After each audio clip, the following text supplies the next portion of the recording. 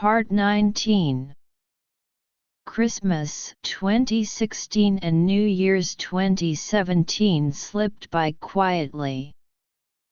I spent that month getting used to what you might call the poor Chinese life in Los Angeles, simple, cramped, but survivable. Rule number 1, don't starve. For that, I had Kong Kong Xiaomei at Dingpangzi Plaza, my go-to cafeteria. Every day at noon, I'd grab an $8 lunch box with 4 dishes. It was enough for both lunch and dinner.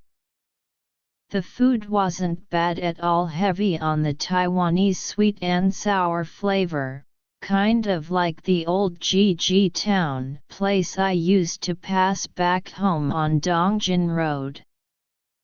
Their specialty was Shengjian Bao pan-fried pork buns with crispy bottoms, soft tops, sesame seeds, and scallions.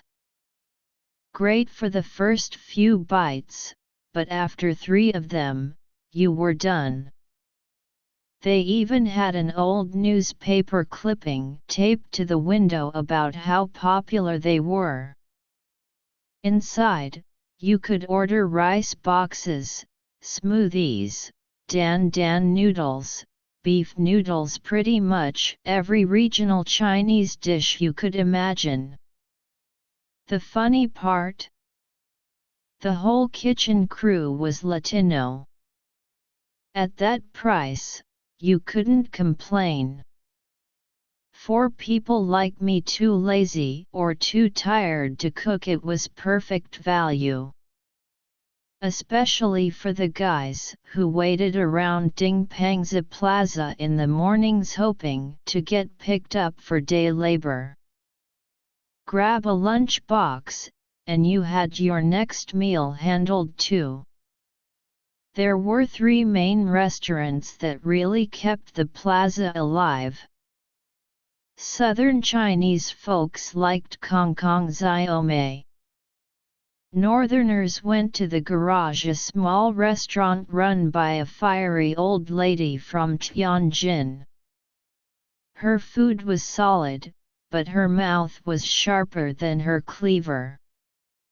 She'd argue with anyone, customers, waiters, even random people walking by. Somehow, that only made her place more popular. Eventually, another Tianjin place opened across the street and started stealing her business.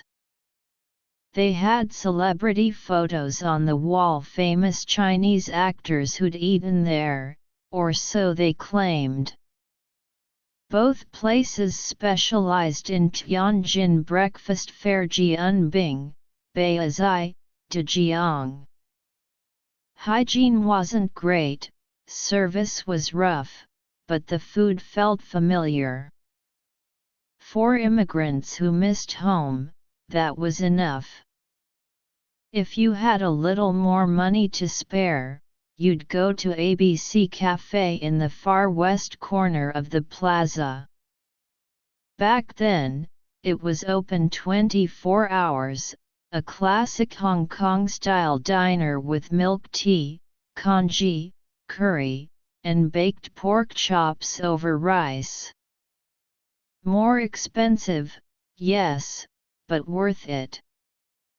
The staff all spoke Cantonese, and when every other restaurant in the area was closed, ABC was the one place where you could still find a hot meal after midnight. Over the years, though, everything changed. Kong Kong Xiaomei burned down. The Chongqing Jianghe restaurant became a Shaanxi noodle shop. Yuehu, the Cantonese barbecue place, went bankrupt.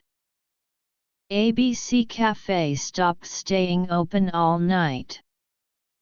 Dingpangzi Plaza lost its charm, the cheap food, the noise, the late-night lights. Only Yu Kaofu stayed busy, packed as always. Probably because it was small, in a perfect location, and switched up its menu often. Their food leaned Cantonese too oily, rich, heavy. Not exactly light fare, but undeniably satisfying. By then, I'd eaten my way through every restaurant within walking distance. I knew every menu, every face, every greasy countertop. Finally, it was time to focus on what really mattered. Everyone staying at Chen Ji's boarding house, including me, was desperate to find work. But so were half the people in the neighborhood. We weren't just competing with each other.